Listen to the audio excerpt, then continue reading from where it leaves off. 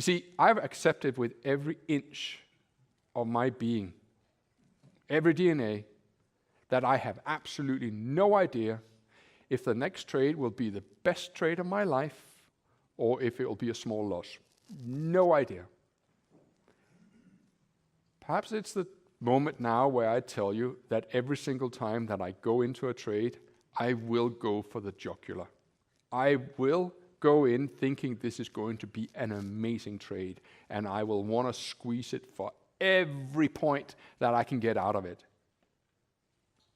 So I always get quite annoyed and disappointed when I get stopped out and it turns out to be a nothing.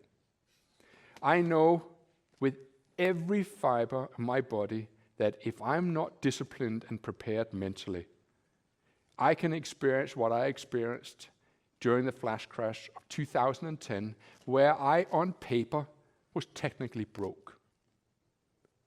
All the money that I have made over the last decade of trading were eventually wiped from existence.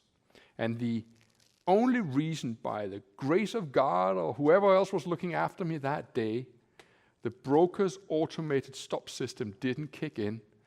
And those of you who remember that day, and some of us remember it very vividly, you'll know that the flash crash actually only lasted a few seconds, the really, really bad part of it. It was still pretty bad, but it recovered relatively quickly, followed down by another attempt, and then we started climbing up till near break even. And on paper, I was wiped, but when all was said and done, I had lost 2,000 pounds. And I assure you, ladies and gentlemen, that was the happiest 2,000 pounds I have ever lost. I'm not a fortune teller, meaning I don't go into the trading day thinking I know what's going to happen.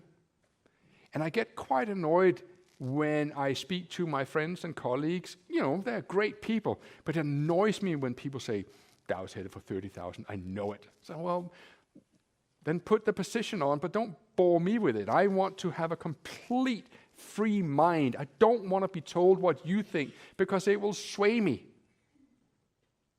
I want to have a blank canvas when I trade.